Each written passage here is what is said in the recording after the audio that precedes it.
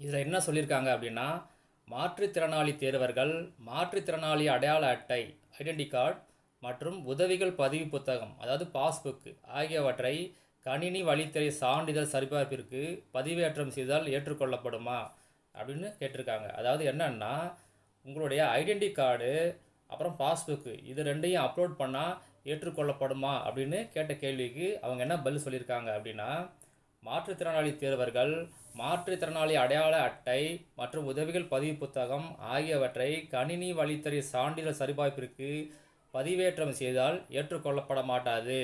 அது என்ன சொல்லியிருக்காங்கன்னா, அதை ரெண்டையும் நீங்கள் அப்லோட் பண்ணிங்கன்னா அது வந்து ஏற்றுக்கொள்ளப்பட மாட்டாது அப்படின்னு சொல்லியிருக்காங்க.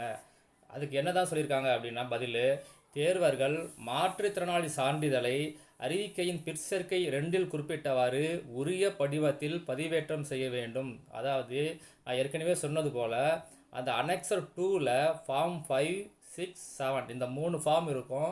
இந்த 3 ஃபார்மில் எந்த ஃபார்ம் உங்களுக்கு சூட்டபுள்னு டாக்டர் டிசைட் பண்ணி அதை ஃபில்அப் பண்ணி தருவாங்களோ அதை மட்டும் நீங்கள் அப்லோட் பண்ணுங்கள். இதில் என்ன சொல்லியிருக்காங்க அப்படின்னா, இணைய வழியில் விண்ணப்பிக்கும் போது மாற்றுத்திறனாளி ஆதரவற்ற விதவை தமிழ் வழியில் கல்வி பயின்றோர் முன்னாள் இராணுவத்தினர் என உரிமை கோரிய தேர்வர்கள் கணினி வழித்துறை சான்றிதழ் சரிபார்ப்பிற்கு உரிய சான்றிதழ்களை பதிவேற்றம் செய்யவில்லை எனில் அவர்களது உரிமை குரல் ஏற்றுக்கொள்ளப்படுமா?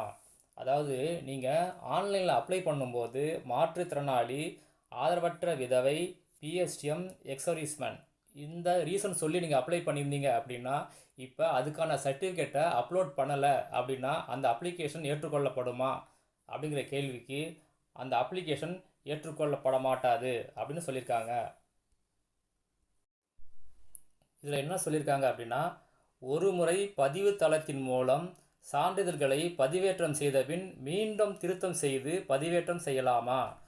அதாவது நீங்கள் ஓடிஆர் அக்கௌண்ட்டில் ஒரு தடவை உங்கள் சர்டிஃபிகேட்லாம் அப்லோட் பண்ண பிறகு மறுபடியும் கரெக்ஷன் பண்ணி மறுபடியும் அப்லோட் பண்ணலாமா அப்படிங்கிற கேள்விக்கு அவங்க என்ன பதில் சொல்லியிருக்காங்க அப்படின்னா, ஒரு முறை பதிவு தளத்தின் மூலம் சான்றிதழ்களை பதிவேற்றம் செய்த பின் சான்றிதழை தவறாக பதிவேற்று செய்து இருந்தாலோ அல்லது பதிவேற்றம் செய்யாமல் விடுபட்டு இருந்தாலோ சரியான சான்றிதழை 21/11/24 வரை பதிவேற்றம் செய்யலாம்.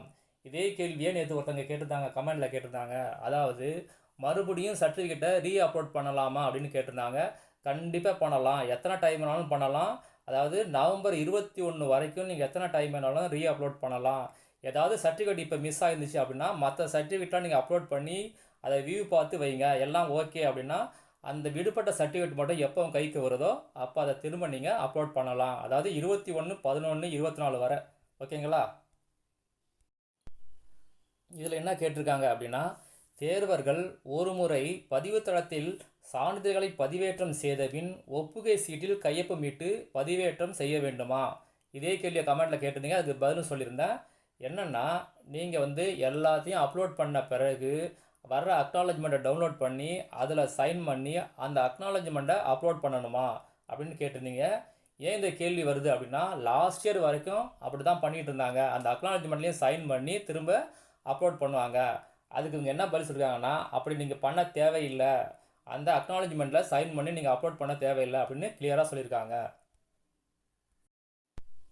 இதில் என்ன சொல்லியிருக்காங்க அப்படின்னா, வனக்காப்பாளர் மற்றும் வனக்காவலர் பதவிகளுக்கு தற்காலிகமாக கணினி வழித்துறை சான்றிதழ் சரிபார்ப்பிற்கு அனுமதிக்கப்பட்ட தேர்வர்கள் உடற்தகுதி சான்றிதழ் பதிவேற்றம் செய்யவில்லை என்றால் அவர்களது விண்ணப்பம் மேற்கண்ட பதவிகளுக்கு பரிசீலிக்கப்படுமா?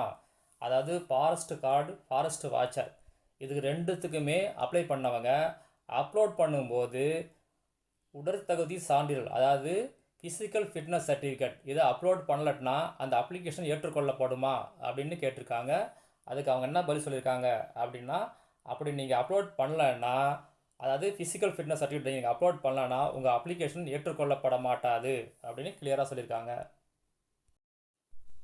இதில் என்ன கேட்டிருக்காங்க அப்படின்னா, ஃபிசிக்கல் ஃபிட்னஸ் சர்டிஃபிகேட் அதாவது forest guard and forest watcher இந்த போஸ்ட்டுக்கு அப்ளை பண்ணவங்களுக்கு ஃபிசிக்கல் ஃபிட்னஸ் சர்டிஃபிகேட் யார் இஷ்யூயிங் அத்தாரிட்டி அப்படின்னு கேட்டிருக்காங்க.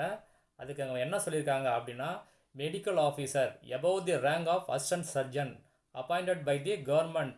அதாவது கவர்மெண்டில் உள்ள மெடிக்கல் ஆஃபீஸர் அதாவது அசிஸ்டன்ட் சர்ஜனுக்கு ரேங்குக்கு மேலே உள்ளவங்க தான் அவங்க தான் அந்த சர்டிஃபிகேட்டை இஷ்யூ பண்ணணும் அப்படின்னு சொல்லியிருக்காங்க. அந்த லிஸ்ட் என்னன்னு இங்கே கொடுத்துருக்காங்க. இந்த லிஸ்ட்டில் உள்ளவங்க தான் ஃபிசிக்கல் ஃபிட்னஸ் சர்டிஃபிகேட்டு இஷ்யூ பண்ண முடியும். இதில் என்ன சொல்லியிருக்காங்க அப்படின்னா, பர்சன் வித் டிசேபிலிட்டி இவங்களுக்கு மெடிக்கல் சர்டிஃபிகேட் யார் இஷ்யூ பண்ணுற அத்தாரிட்டி இருக்குது அப்படிங்கிறது சொல்லியிருக்காங்க. இந்த லிஸ்ட்டில் ஒரு 3 பேருக்கு சொல்லியிருக்காங்க. இந்த லிஸ்ட்டில் ஒரு 7 பேருக்கு சொல்லியிருக்காங்க. அதை ஒரு தடவை செக் பண்ணிக்கோங்க. இதில் என்ன சொல்லியிருக்காங்க அப்படின்னா, இணைய வழி விண்ணப்பத்தின் போது தெரிவித்த வகுப்பு சான்றிதழ், தமிழ் வழி கல்வி பயின்றோர் சான்றிதழில் ஏதேனும் பிழைகள் இருப்பின் பிழைகளை சரி செய்து புதிய சான்றிதழ் சமர்ப்பிப்பின் போது பதிவேற்றம் செய்யலாமா அப்படிங்கிற கேள்வி கேட்டிருக்காங்க.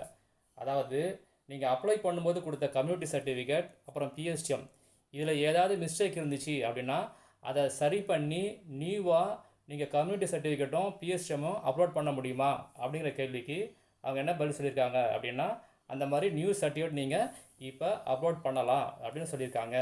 இது ஏற்கனவே சொன்னது தான், அதே தான் இப்பயும் மறுபடியும் சொல்லியிருக்காங்க.